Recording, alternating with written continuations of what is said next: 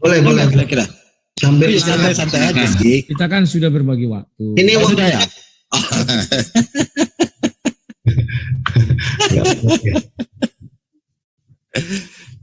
Enggak, ini santai aja ya. Sebenarnya untuk jawabannya Ustaz Harun itu justru ada di dalam Bible. Ini saya pakai jawabannya Ahmad Didat ini ya. Nggak usah. Sama, ini sebenarnya sama seperti Nggak usah Yesus dipanggil anak Daud. Sementara bapaknya Yusuf dipanggil juga anak Daud. Apa? Sekarang kita pakai otak biasa. Apakah Yusuf dengan Yesus alaihissalam itu saudara kandung sehingga disebut anak Daud? Kan tidak seperti itu, Alabu. Iya kan? Kalau anak itu menunjuk kepada keturunan. Kalau saudara itu artinya setara. Bedakan anak dengan saudara. Kalau saudara itu saya setara. Kalau anak itu bisa turun-temurun dianggap anak. Mas Keturunan. bro, jadi gini loh, yang dimaksud dengan saudara itu, Ya, sudah. itu keluarga besar. Oke, kedua narasumber ya, kalau memang sudah mulai mau diskusi, kita kasih kesempatan sama yang bertanya. Ya. Tadi cuma ngisi waktu aja. Ya, sudah, sudah bisa sang debater? Sudah oke. Silakan. Pak Jul sudah ready ya, Pak Jul ya?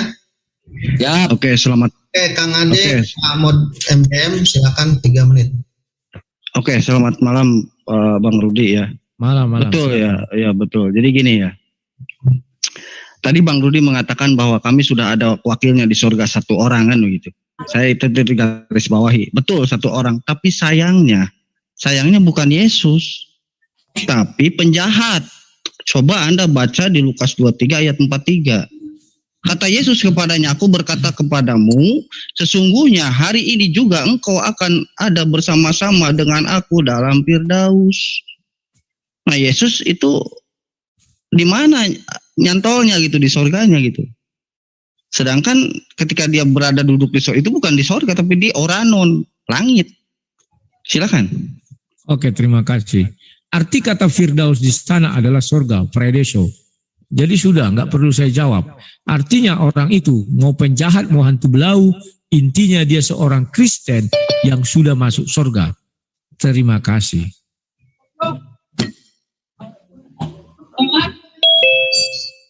Kang Ade silakan, masih ada waktu loh Kang Ade.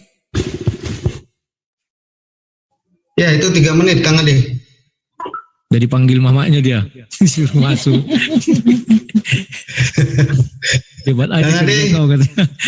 Jadi panggil dia. Aku di unmute, aku di mute. Oh. Oke. Cikunya Berarti tadi ketika mengatakan 1 orang berarti perspektifnya aku kan melihatnya berarti Yesus kan ternyata ya, penjahat ya. Kalau saat ya melihat perspektif surga, kalau di dalam Bible itu waktu yang ditebus oleh Yesus itu menurut Wahyu 14 ayat 3 itu adalah 144.000, dan itu juga adalah untuk laki-laki yang perawan. Nah, sekarang saya tanya Bang Rudi, apakah sudah masuk kuota itu 144.000? Hitung dulu gitu. Jangan kita berharap kita masuk surga dulu. Kalau menurut Kristen, coba buka deh Wahyu 14 ayat 3. Ya, menghitung. Iya, coba. Bukakan. Masalahnya di situ terindikasi laki-laki yang perawan gitu yang mengikuti jejak Yesus. Yesus kan Yesus enggak kawin mungkin ya. Ya, coba bacakan, ada yang bisa searching Wahyu 14 ayat 3? waktunya pas dulu. Wahyu berapa Bang? Biar saya buka. Wahyu 14 ayat 3. Wahyu jangan 14 ayat 3 dan jangan ya oke. Ayat 3. Oke. Udah dapat teksnya. Ya, dah. Kelihatan nggak? Bentar. Udah kelihatan. Coba bacakan deh, aku nggak buka kelihatan. Mohon maaf. Oke, saya bacakan. Mereka menyanyikan suatu nyanyian baru di hadapan tahta dan di depan keempat makhluk dan tua-tua itu. Dan tidak seorang pun yang dapat mempelajari nyanyian itu selain daripada 144.000 orang yang telah ditebus dari bumi itu. Nah, Terusan itu yang ayat 4-nya coba. Itu menarik di situ. Mereka adalah orang-orang yang tidak mencemarkan dirinya dengan perempuan-perempuan karena mereka murni sama seperti perawan. Mereka adalah orang-orang yang mengikuti anak domba itu kemana saja dia pergi. Mereka ditebus dari antaranya manusia sebagai korban-korban sulung bagi Allah dan bagi anak domba itu. Nah, pertanyaan saya buat Bang Rudi laki-laki perawan bukan? Nah, gimana tuh? Lagian gini, satu lagi biar tuntas gitu, biar saya nggak jerawatan nanti besok ya. Ya, Matius 5 ayat 20 ya. Maka aku berkata kepadamu, jika hidup keagamaanmu tidak lebih benar daripada hidup keagamaan ahli Taurat dan orang-orang Farisi, sesungguhnya kamu tidak akan masuk ke dalam kerajaan surga. Nah, Bang Rudi kan nalan apa tuh? Kalau tiap ada pesta nalan babi kan? Oh, orang Yahudi enggak, orang tahu yang pepegang Taurat nggak mungkin dia makan babi. Disunat? Oh, mereka disunat. Bang Rudi enggak. Nah, jadi Bang Rudi harus melebihi dulu keagamaan orang-orang Taurat kalau mau masuk surga, kata Yesus di Matius 5 ayat 20. Lanjutkan yang lain. Cukup sekian. Oke, aku jawab. Halo? Ya, silakan. Ya, aku jawab. Apa yang kamu katakan itu sangat menarik bagiku ya. Pertama, aku menjawab dulu mengenai apa namanya itu yang Wahyu 14 kau buat ini. Wahyu 14 ini dikatakan 144.000 orang, ya betul. Itu terdiri dari 12 suku kali 12.000 per sukunya. Ya, itu sudah ada di Wahyu 7 kalau nggak salah aku ya. Nanti kamu baca di sana ya. Wahyu 7 di situ dijelaskan 12.000 per suku. Jadi di sini merujuk kepada apa? Ternyata kerajaan surga itu adalah sebuah pemerintahan. Bagi kami itu pemerintahan surga ya. Ada nanti dibilang Yesus itu cari saja pemerintahan. Nah, mereka itu adalah memang bangsa-bangsa pilihan. Sebagai contoh ku buat seperti misalnya Yogyakarta ya, Kaskunanan Yogyakarta misalnya. Itu Hamengkubuwono. Tidak bisa di dalam situ orang Batak, nggak bisa. Demikian juga kerajaan sorga. Tidak bisa orang di luar Yahudi menjadi pelayan di kerajaan sorga. Jadi di dalam kerajaan sorga nanti ada beberapa jabatan.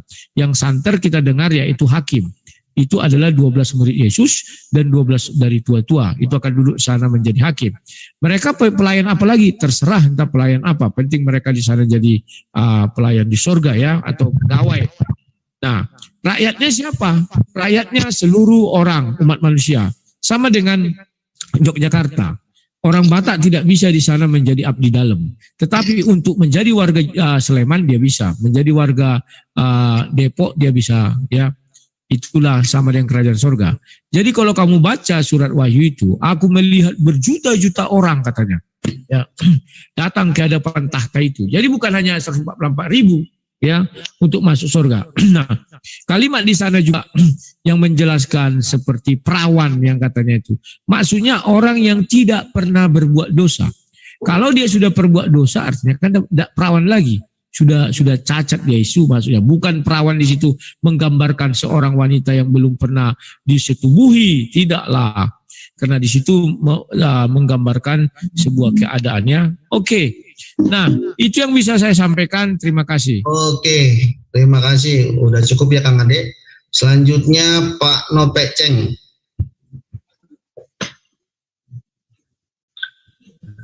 Di unmute. Ya. Silakan 3 menit. Ya. Assalamualaikum warahmatullahi wabarakatuh. Waalaikumsalam. Saya hanya mengulas saja. Jadi satu pun pertanyaan Bang Jul tidak ada yang dijawab. Tadi hanya membuat framing saja Bang Rudi ini. Seperti aturan di dunia untuk orang Kristen itu apa? Oh, ternyata tidak ada. Oh, hanya iman, hanya beriman masuk surga gitu saja. Itu. Jadi pertanyaan Bang Jul satu pun tidak ada yang dijawab dari tadi. Hanya memframing bahkan mengulas hal-hal yang tidak berhubungan dengan keselamatan. Itu. Terima kasih. Lanjut yang lain. Oke. Bang Gordian dulu deh. Silakan Bang Gordian. Saya jawab dulu dong. Ya, silakan. Inilah Inilah kekeliruan di dalam diri seseorang yang melihat sebuah diskusi. Katanya tidak ada menjawab. Kalau dia bilang tidak ada menjawab, artinya dia otaknya tidak sampai ke sana. Mungkin lebih tepat dia kurang puas, itu berbeda dengan tidak ada menjawab ya. Kalau dia bilang tidak ada menjawab, semua pertanyaannya sudah saya jawab ya.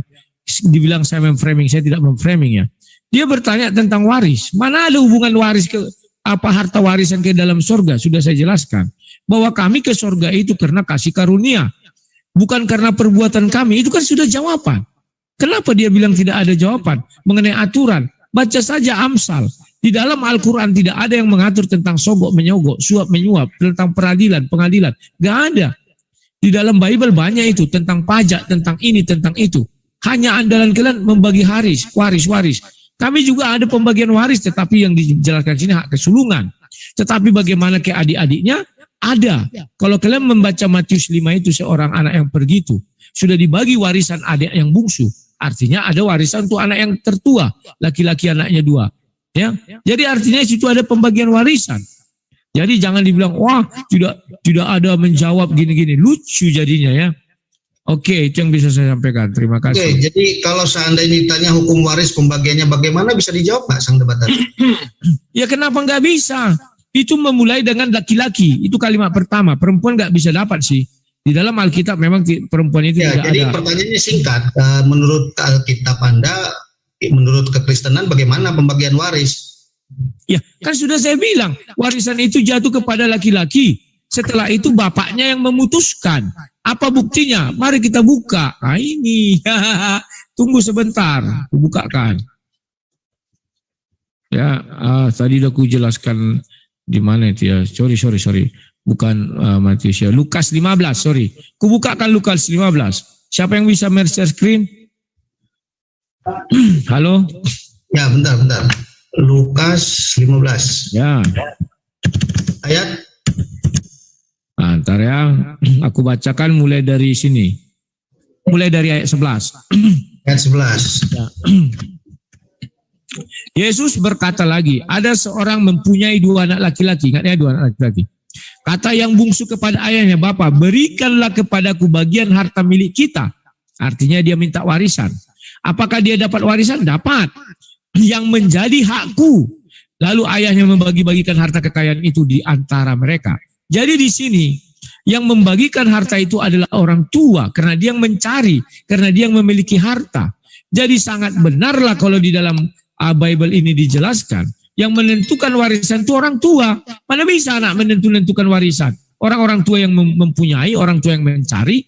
Oke, sebelum lebih jauh, sang debater, saya ulang pertanyaannya ya. Bagaimana pengaturan hukum waris di dalam kekristenan? Kan sudah ku jawab, orang tua yang menentukan. Kenapa lagi kalau tidak tahu? Mungkin kau mengatakan anak pertama berapa persen, anak kedua. Namanya orang tua suka-suka orang tua. Mau diberinya anak pertama 10%, mau anak kedua 50%, suka-suka orang tua. Artinya dia tidak diatur, suka-suka orang tua ya. Ya, itulah aturannya, kok nggak diatur. Lucu kau ini. Oke, lanjut yang lain. Silakan. Jangan terlalu ngeyel. Bukan terlalu ngeyel, menjawab pertanyaan. Oke, sekarang aku mau bertanya tentang hak waris sama kalian. Bisa nggak? Buktikan itu jelas. 100%. Nggak ada, nggak ada kelebihan. Berapa? Boleh saya tanggapin nggak nih? Ini harusnya dari kita sebentar. Harusnya dari moderator berikan juga saya sebagai narasumber untuk menanggapi apa yang tadi disampaikan Bang Ya, Rudi. kamu kan belum ditanya. Nanti kalau saya jawab begitu juga Bang Ini kan Rudi dikasih sesi kesempatan. Begini Sebentar. ya, tolong. Siapa yang berani kita bicara mengenai dosa warisan 2 hari lagi? Ya, saya ingat. Oh iya boleh. Sebentar, Ya, saya ya. ingat kata-kata Pak Jul, biarkan saya jadi moderator yang mengatur. Itu kata-kata Pak Jul, saya pinjam ya. Amin. Kita dukung. Oke, itu lanjut. kita simpan dulu, menghargai yang bertanya resen ya.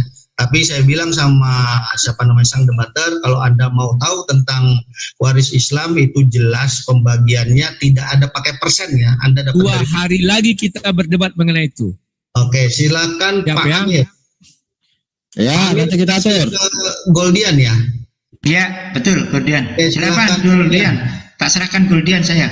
Oke, Pak Amir saya turunin ya. Silakan Goldian. Halo. Si Goldian lagi apa dia? Lagi pipis. Goldian, silakan Goldian. Lagi pipis dia. Ganti yang lain lah, menunggu lama. Silakan Ibu Indriati, nanti saya simpan Goldian. Yang mana si Goldian? Oke, baiklah, baik. Ya, selamat malam Bang Rudi Yohanes, kita ketemu lagi ya. Malam Ibu Indri. Ya, apa kabar, baik ya? Ya. Saya mau bertanya nih Bang Rudi Yohanes. Di dalam kekristenan itu selalu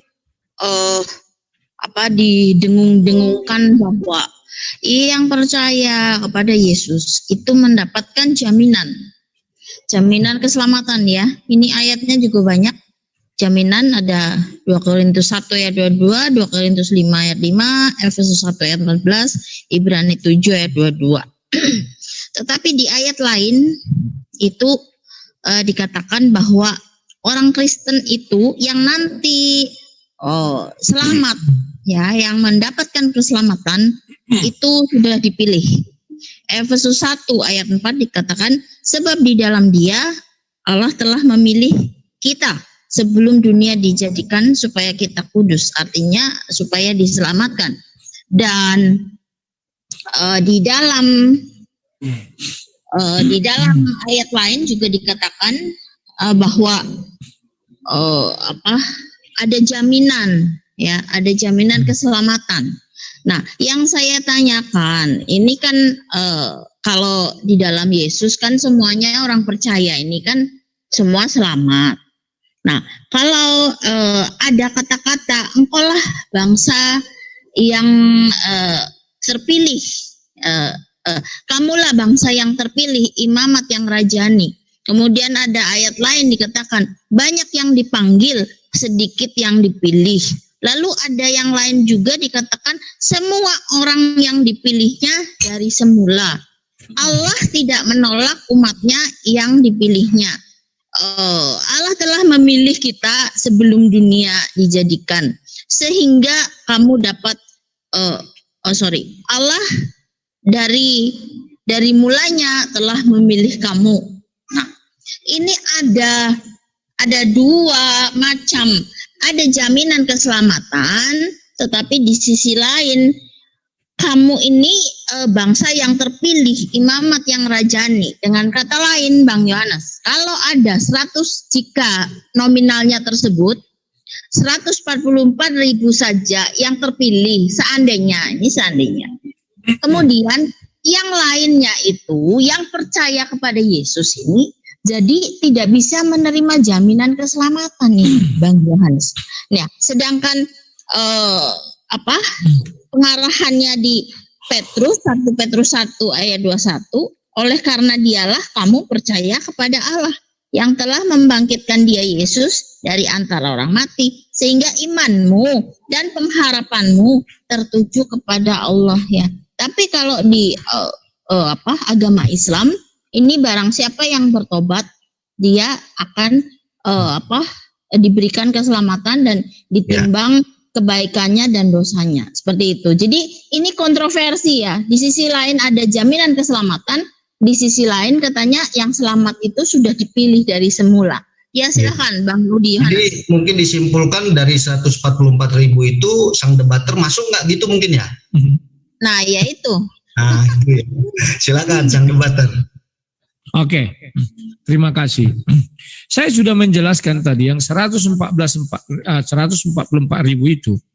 itu orang-orang yang duduk di dalam kerajaan Allah, memerintah bersama-sama dengan Yesus Kristus.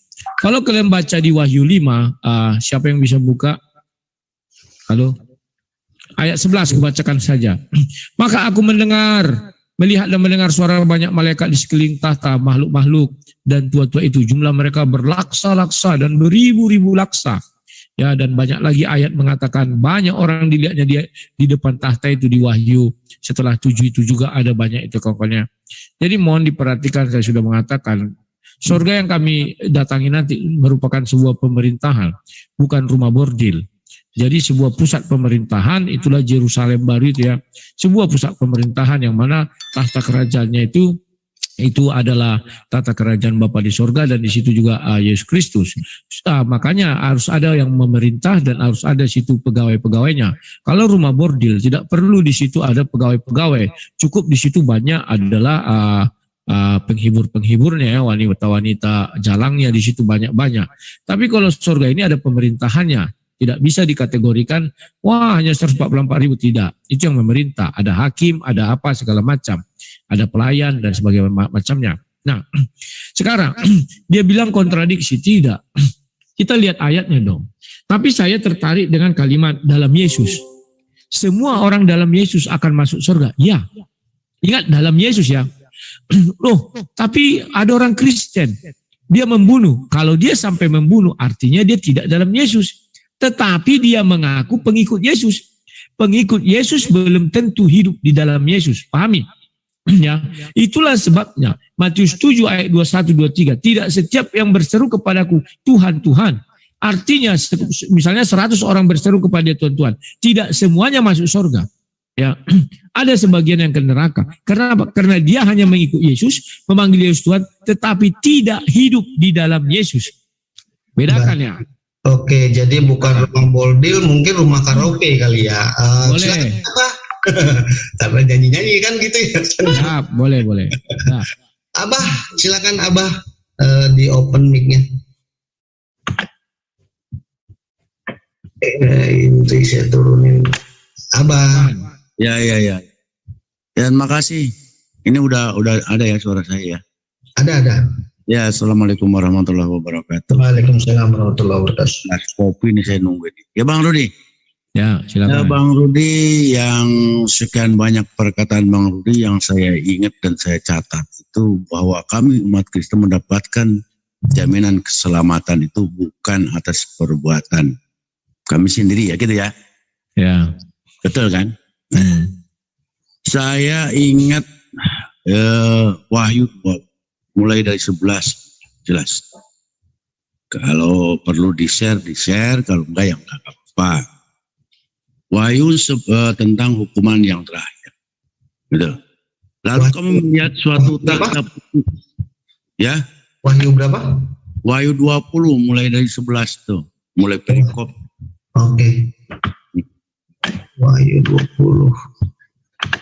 Lanjut apa? Ya. Ini di sini dikatakan, lalu kami melihat suatu tahta putih yang besar dan dia yang duduk di atasnya. Dari hadapannya lenyaplah bumi dan langit, dan tidak ditemukan lagi tempatnya. Yang 12. Dan aku melihat orang-orang mati, besar dan kecil, berdiri di depan tahta itu. Lalu dibuka semua kitab, dan dibuka juga sebuah kitab lain, yaitu kitab kehidupan. Dan orang-orang mati dihakimi menurut perbuatan mereka, berdasarkan apa yang ada tertulis di dalam kitab-kitab itu.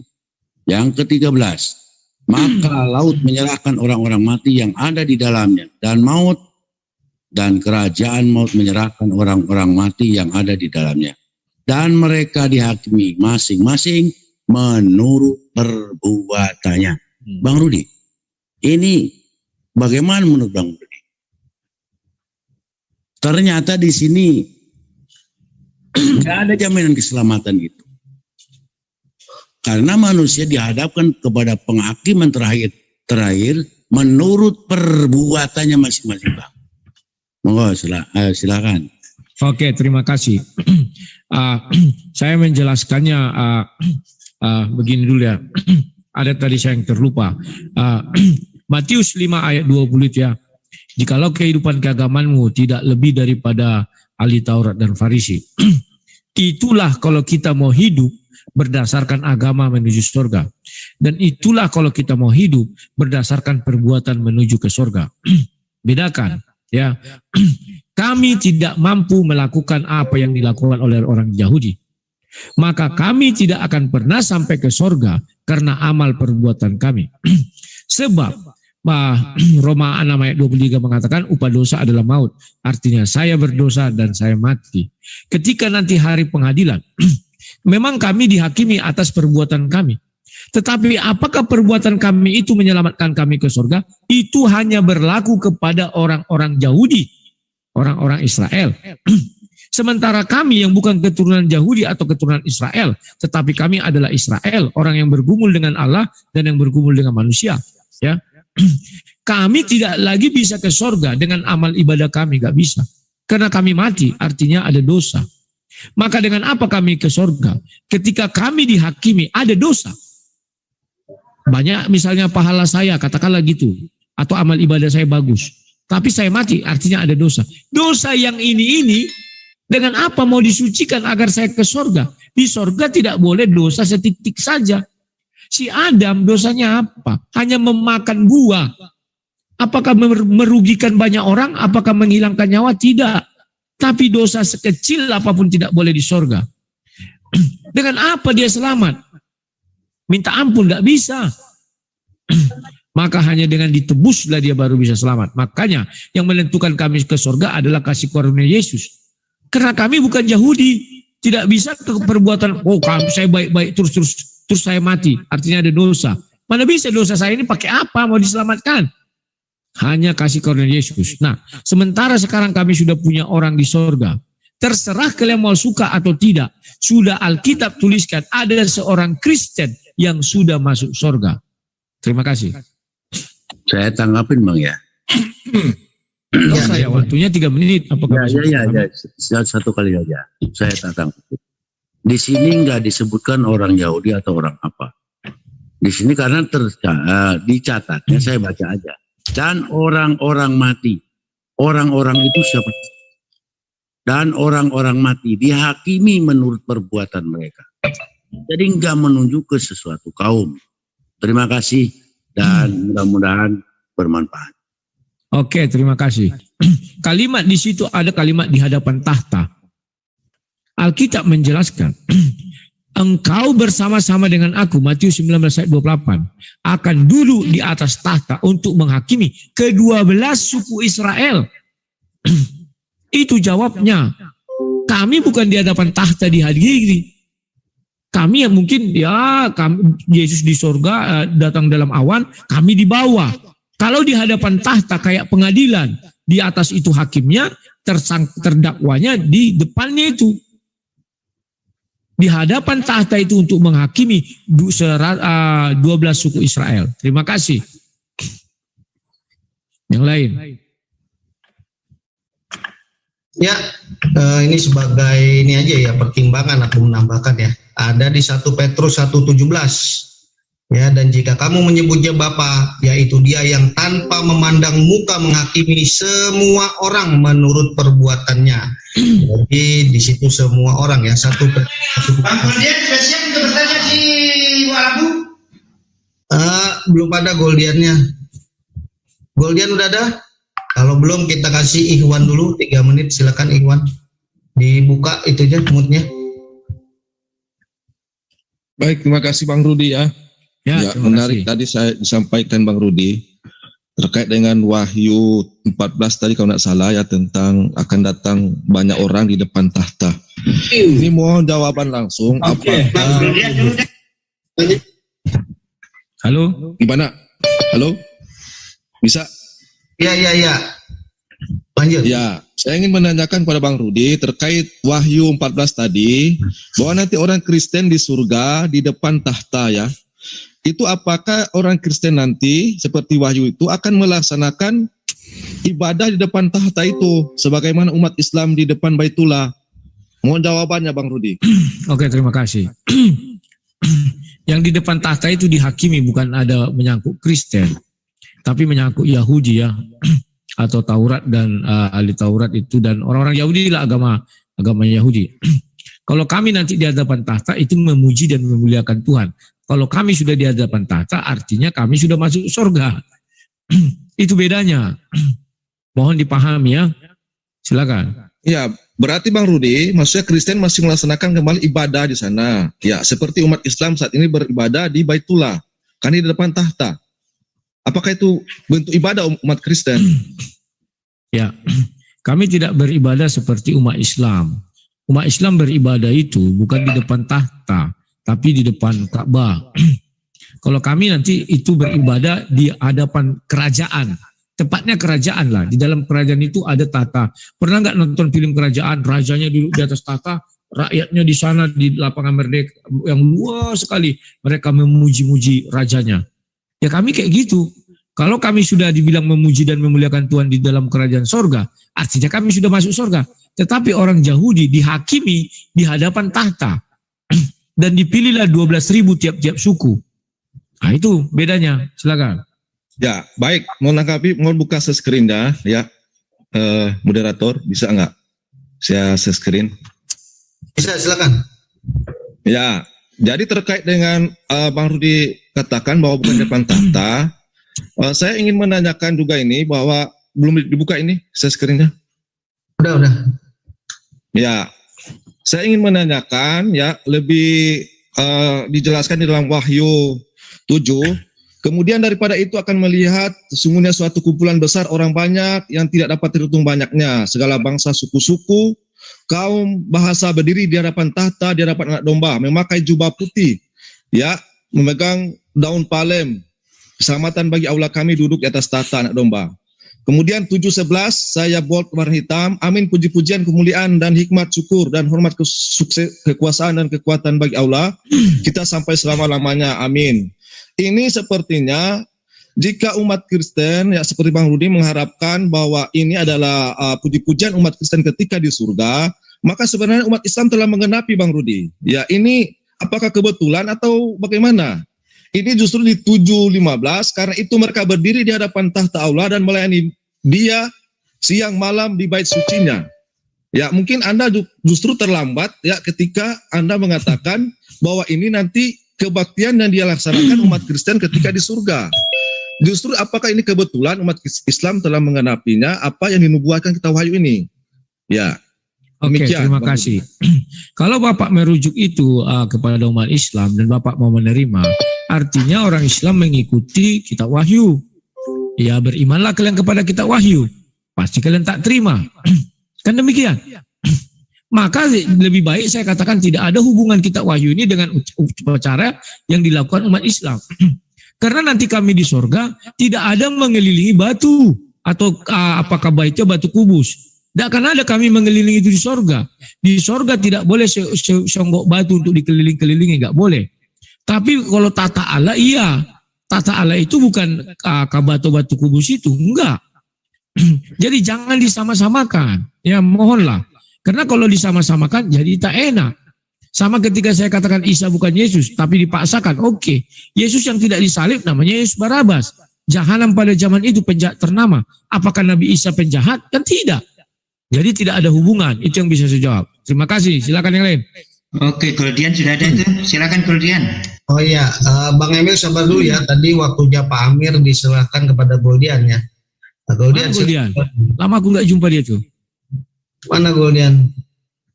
Dibukain mana sih? Sang hamba bukan? Bukan. Goldian, mana Goldian? Goldian, Resen coba Goldian. Biar dibuka ini. Goldian. Belum ready dia. Resen coba. Oke lah, dua lagi ya kawan-kawan, ini sudah jam 10:30 loh. Oke, silakan Bang Emil di open.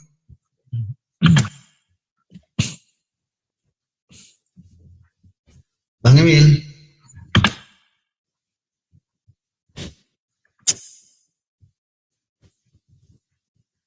Kita skip sang hamba, silakan.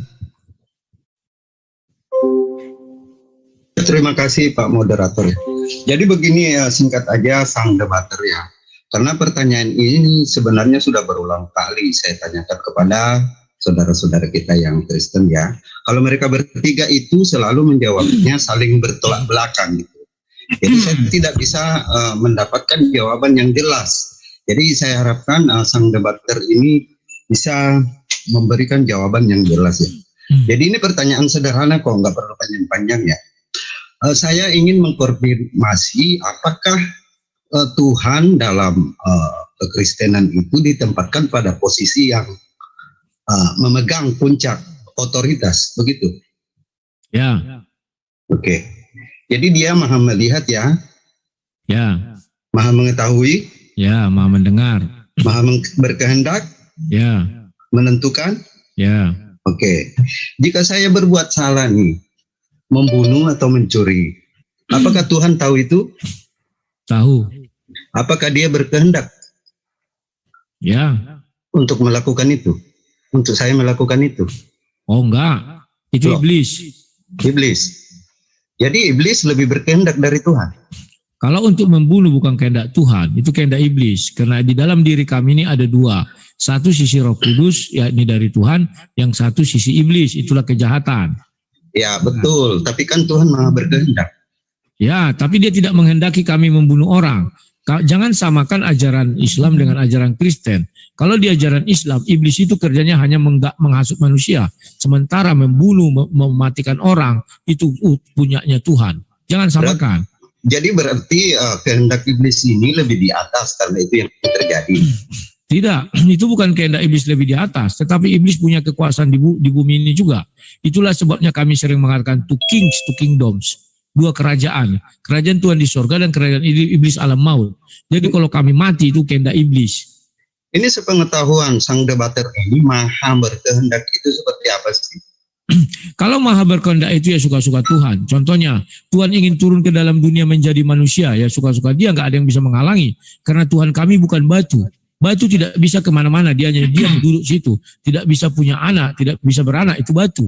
Kalau Tuhan kami suka-suka dia, mau buat anak, mau buat apa, terserah. Oke, jika saya membunuh atau mencuri, itu kehendak saya bersama iblis.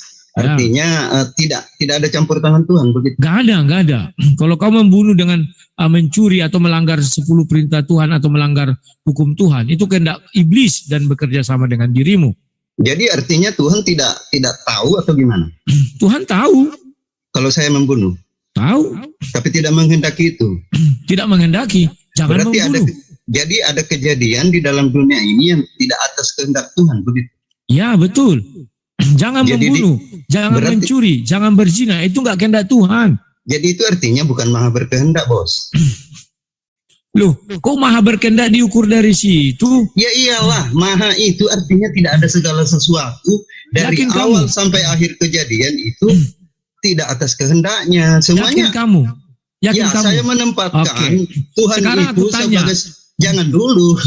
Tuhanmu bisa nggak menjadi manusia turun ke dalam dunia? Itu bukan masalah bisanya atau tidak. Dengarin Oke, yang dulu, lain jangan sudah ketawa habis. dulu, bukan masalah itu. Oke, Ini sudah masalah habis. perbuatan manusia. Ya, sudah habis. Jadi artinya bahwa manusia itu bisa berkehendak di atas kehendak Tuhan. Kalau seperti itu.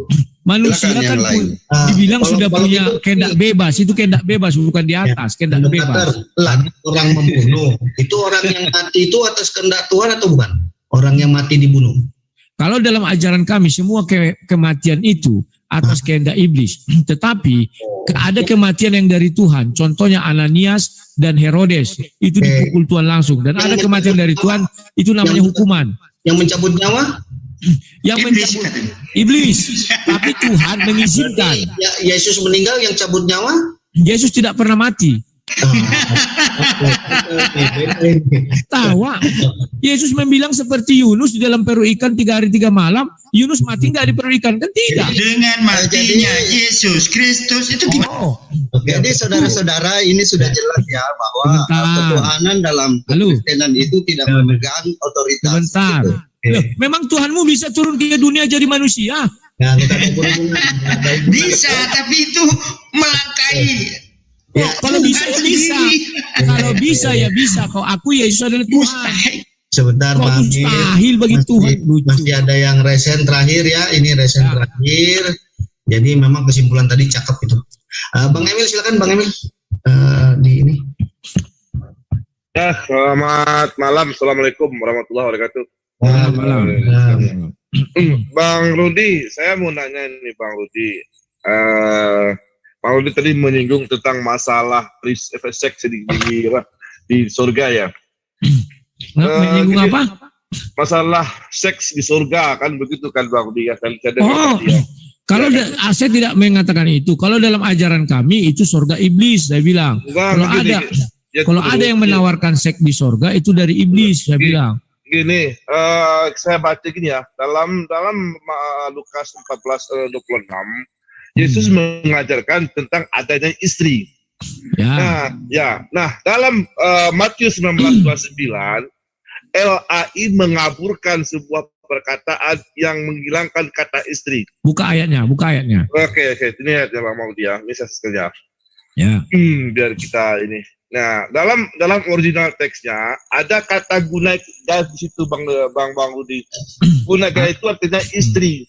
Ya. Tapi dalam lembaga Alkitab bisa dihilangkan dengan menghapus kata istri di situ. Buka dulu ayatnya, Ya, saya ini, saya lagi saya sekali ini. Moderator tolong dong di waktunya dong biar ini. Nah, ini Bang dia. Nah, dalam original teks di sini, jelas dikatakan ada kata istri di sini. Ini kata istri ya. Nah, ini ada kata istri di sini. Ini kita istri di sini. Wah. Mana? Android ya. Wah. Ini dulu. Ini lagi tuh nih. Di mana itu? Di Matius 19:29. Matius 19:29 Bang Rudi. Matius 19:29. Matius 29. Iya. Enggak ada Matius 29:28. 19:29. Oh. 19:29 ada kata gunaikan di situ Bang Rudi. Ya. Nah, kata guna di situ adalah kata istri.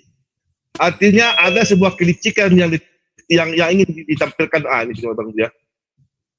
Lari pula ini. Ada sebuah kelicikan yang ingin ditampilkan oleh lembaga Alkitab Indonesia dengan menghilangkan kata istri di sini. Padahal seharusnya kata istri ini harus ada dalam terjemahannya. Gunaika itu istri Bang Rudi. Boleh Bang Rudi lihat di mana? Bentar dulu, saya dulu. Di Matius 19:29 itu di original teksnya.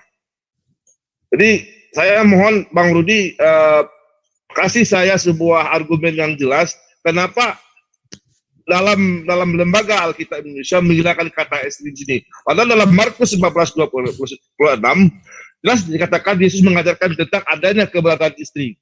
Tapi tentang sebuah kenikmatan yang dijanjikan oleh Yesus kepada pengikutnya dalam Matius 19:29, kenapa kata istri itu dihilangkan? Apakah Kristen malu terhadap kenikmatan yang dijanjikan oleh Yesus ini? Oleh Yesus ini? Silakan Bang Rudi. Oke. Kami tidak pernah malu terhadap hal itu. Ya. Kau merujuk bahasa asli apapun kami tidak pernah malu. Kenapa? Ayat itu kau baca dari utuh. Apakah dia juga dikasih 100.000? Mungkin juga, mungkin. Dengar dulu, 100 bapak. Mungkin. Maka terlahirlah dia dari 100.000 dan 100 bapak lahirlah satu anak. Apa begitu? Bukan. Tidak. Bukan ini kan. Aduh, jangan menjawab dulu. Gimana sih? Ya, gantian. Ya. Kamu kan tadi sudah bertanya, maka saya harus menjelaskan. Dikatakan di situ 100.000. Apakah dia harus 100.000 melahirkan satu anak? Kan tidak. 100 bapak dan 100.000 bersetubuh lahir satu anak? Kan tidak. 100 saudara perempuan, saudara-saudara istri. Dan itu tidak dikatakan di sorga. Siapa bilang itu di sorga? Baca itu baik-baik. Baca Bang Rudi, di kehidupan kekal. Coba baca Bang Rudi. Tunggu dulu. Silakan, baca. Dan setiap orang yang karena namaku meninggalkan rumahnya, saudara laki-lakinya, rumah itu di mana? Di bumi. Atau saudara perempuan, bapak anak laki-laki atau kandungnya, menerima kembali 100 kali lipat dan akan memperoleh hidup yang kekal. Ini kan akan memperoleh hidup yang kekal, bukan 100 kali lipat kekekalan. Masuk ke 100.000 di tempat kekekalan. Kalimat itu baca. Dan akan. Pertanyaan saya, Bang Rudi, kenapa istrinya dihilangkan? Loh, yang mana di istrinya? Aku nggak tahu di dalam ini. Aku di situ, Bang Rudi. Sebentar. Aku sudah buka Alkitab Sabda. Aku nggak lihat di situ istri yang mana. Yang internetnya baca. Yang internet yang mana kau baca? Coba aku kasih ya Bang Rudi ya. Biar kita jelas. Ya, sebutkan aja kodeknya berapa. Saya coba tengahi ya. Di screen, Bang Rudi bisa lihat di screen? Bisa. Nah, yang saya birukan Anda bisa lihat? Itu lihat dulu yang apa MILT ini apa? Nah, ini mengambil dari bahasa asli yang tadi dibuka oleh siapa namanya Bang Emil. Ada yang mana bahasa aslinya? Buka di situ di bawah itu ada kodek berapa biar kita lihat di bawah itu. Nomor berapa? Coba Bang Wali, Matius 19:29 interlinear, buka interlinear. Iya, nomornya nomor berapa kodenya situ? Biar kita sorot-sorot aja di situ yang mana istri. Kai, pas, atau apa ini? Gunaika. Heneka? Heneka yang ada di sini. Gunaika, Bang Rudi. Onoma? Apa ini? Baca aja sini kan ada. Oika? Oikia? Bang Dia, coba Bang Dia. Adelpos? 19:29 itu yang interlinear, Bang Dia. Adelpe? Berat ini kalau saya. Peter? Nah, baca saja sini kan ada. Tinggal kau klik-klik aja urutannya ini. Gimana sih? Interlinear Bang Dia. Interlinear yang mana kau baca? Jangan kau nanti banyak interlinear di situ yang menyesatkan. Aku pernah lihat sebuah interlinear yang kurang apanya ayatnya, mungkin masih ditulis. Ini. Ntar saya tes ya. Tes Bang Dia. Biar Bang Rudi baca ini. Ini Bang Rudi baca.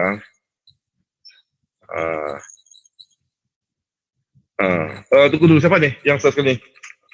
Bang Ade ya. Oke, lanjut Bang Ade. Itu original teks itu Bang Rudi.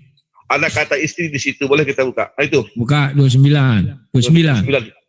Matius 19:29. Nah, itu ada kata istri di situ. Bawah, 29 bawah. Waduh, ada kata istri. Mana? Ya, coba di ini kata istrinya Bang Ade. Wife ini ya. Ya. 1135. Kita lihat. Coba lihat Bang Ade. Tunggu 1135. Iya. Nah, yang saya baca ini nggak ada 1135 tuh. Nah, ini original teksnya Bang Rudi. Loh, dari mana kau tahu itu original teks? Ini nih, coba. Gunaika itu Bang Rudi. Sekarang saya share screen dulu, ya. Gantian dong. Aku share screen bisa. Atau kalian buka saja Alkitab Sabda lah, Sabda. Halo. Kalau Sabda itu buatan Indonesia Bang Rudi, yang original yang original buatan Indonesia buatan apa? Aduh, banyak di dalam di dalam dunia maya ini banyak kitab-kitab yang tidak jelas pun banyak. Oke, yang jelas saja yang kami imani. Oke, sudah nggak usah diperpanjang lagi karena tidak ada bisa terbukti ya. 1135 tak ada di sini nomornya. Itu mana? Bang Ade biasa aku udah Bang Ade. Oke, terima kasih ya kawan-kawan semua ya. Waktu kita sudah habis. Itu ada istri di situ.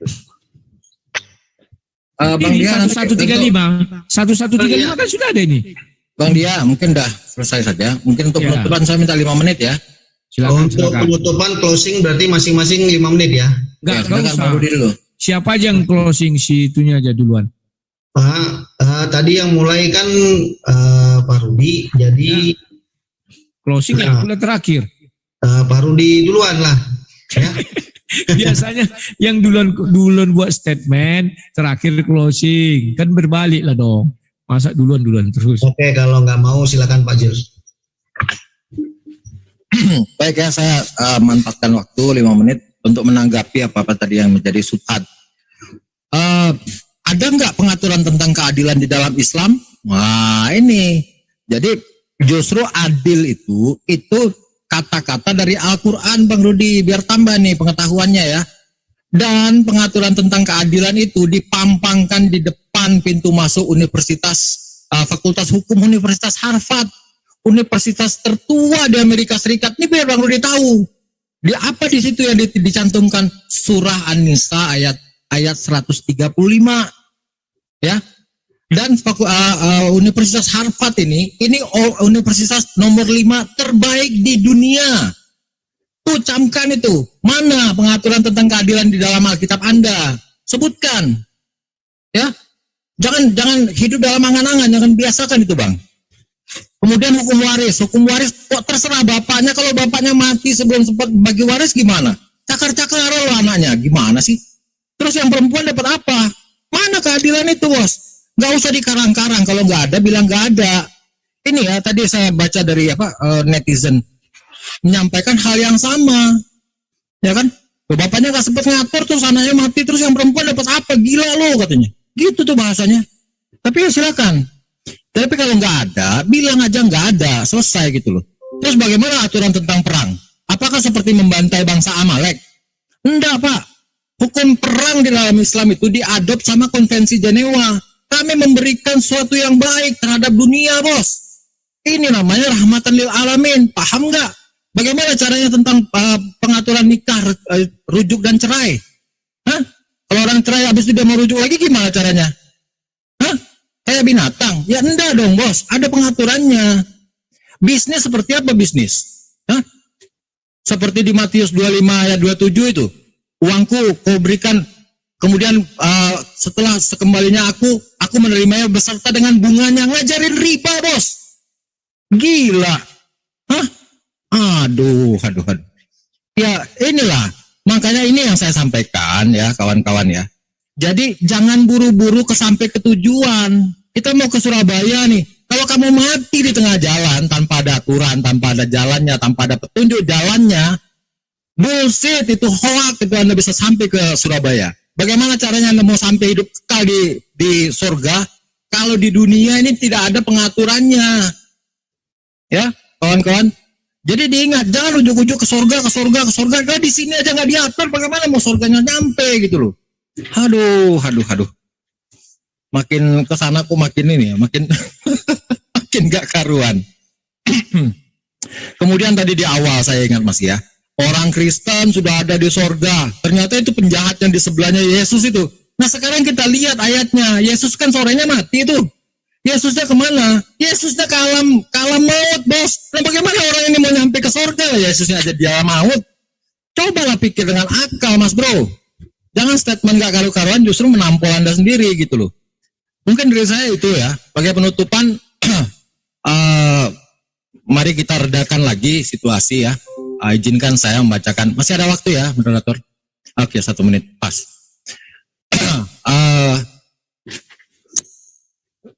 Tadi saya bacakan di akhir surat Al-Kahfi. Ini saya akan bacakan dari awal.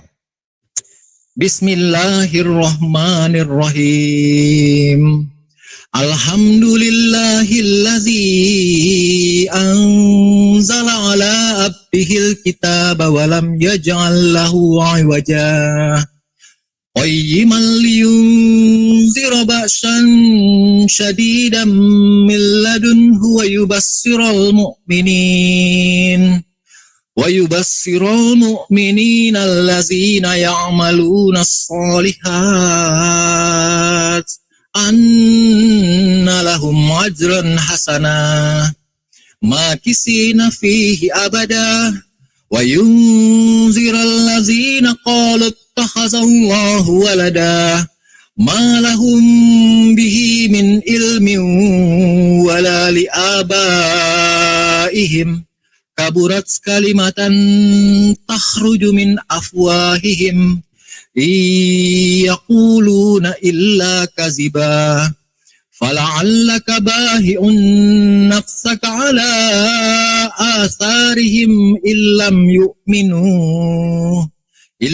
yu'minu bihazal hadisi asafa. Sadaqallahul azim. Saya bacakan artinya ya kawan-kawan. Segala puji bagi Allah yang telah menurunkan kitab Al-Quran kepada hambanya dan dia tidak menjadikannya bengkok. Sebagai bimbingan yang lurus untuk memperingatkan akan siksa yang sangat pedih dari sisinya dan memberikan kabar gembira kepada orang-orang mukmin yang mengerjakan kebajikan bahwa mereka akan mendapatkan balasan yang baik. Mereka kekal di dalamnya untuk selama-lamanya. Dan untuk memperingatkan kepada orang yang berkata, Allah mengambil seorang anak. Mereka sama sekali tidak mempunyai pengetahuan tentang hal itu. Begitu pula nenek moyang mereka. Alangkah jeleknya kata-kata yang keluar dari mulut mereka. Mereka mengatakan sesuatu kebohongan belaka. Maka barangkali engkau Muhammad akan mencelakakan dirimu karena bersedih hati setelah mereka berpaling. Sehingga sekiranya mereka tidak beriman kepada keterangan ini atau Al-Quran. Sesungguhnya kami telah menjadikan apa yang ada di bumi sebagai perhiasan baginya untuk kami menguji mereka siapakah di antaranya yang terbaik perbuatannya. dan kami benar-benar akan menjadikan apa yang di atasnya menjadi tanah yang tandus lagi pula kering. Apakah engkau mengira bahwa orang yang mendiami gua dan mempunyai hakim itu termasuk tanda-tanda kebesaran kami yang menakjubkan? Dan ingatlah ketika pemuda itu berlindung kepada gua, lalu mereka berdoa, ya Tuhan kami, berikanlah rahmat kepada kami dari sisimu dan sempurnakanlah petunjuk yang lurus bagi kami dalam urusan kami. Sadaqallahul azim. Wabillahi taufiq wal hidayah.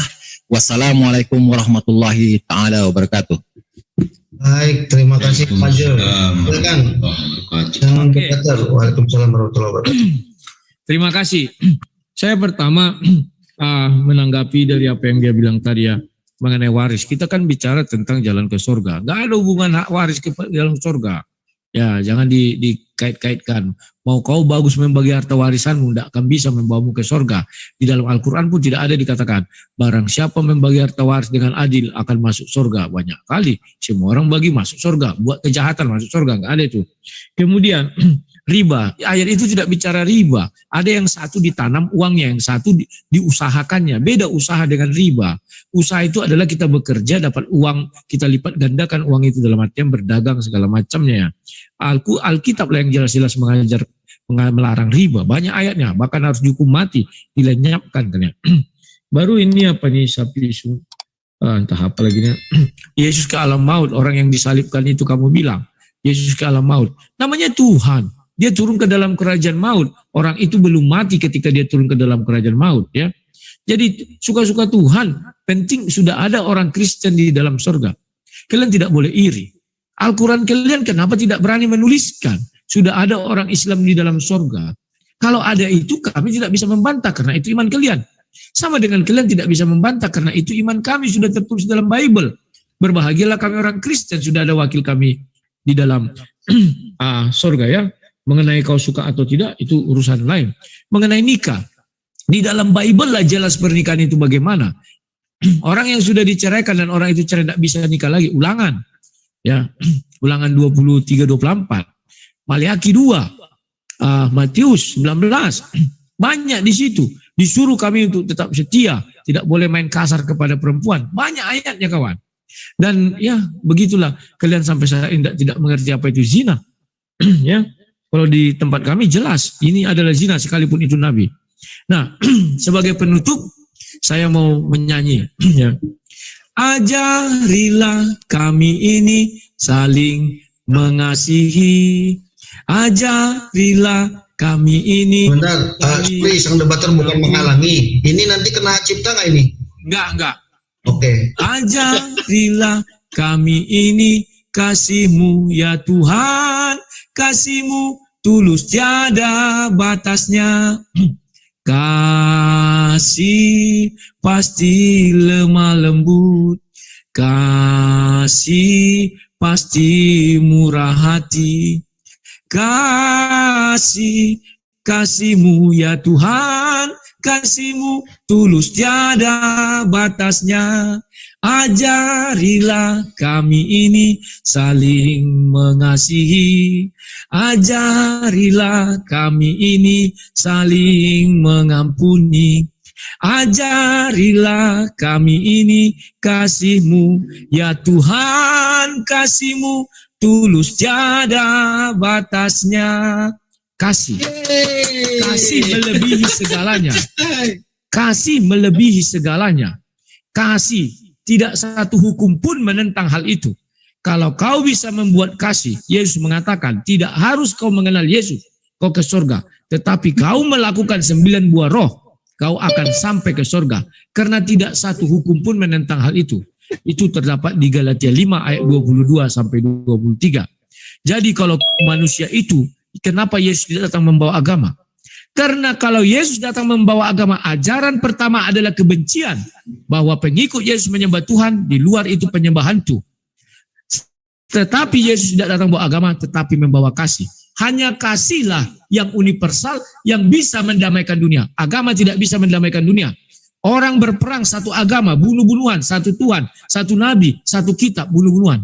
Tetapi kalau saling mengasihi, tidak akan ada itu semua. Sekian dan terima kasih. Saya ucapkan kepada admin, kepada room ini, kepada Zoom ini yang sudah hari ini kita kondusif, dan terima kasih. Terima kasih Bang Rudi. Mantap kali lah suaranya Bang. Waduh, tak sia-sia merantau jauh-jauh dari Medan ya. Oke, lanjut moderator. Sudah bisa izin? Oke, terima kasih. Closing dulu sama moderator. Silakan moderator. Ya, baik. Terima kasih buat dua narasumber. Saya tidak akan menyimpulkan. Semoga masing-masing kita semua mendapat ilmu dan pemahaman dari diskusi dua orang ini. Dari saya, moderator, mengucapkan terima kasih kepada semua yang menyaksikan. Wassalamualaikum warahmatullahi wabarakatuh. Waalaikumsalam warahmatullahi wabarakatuh. Terima kasih.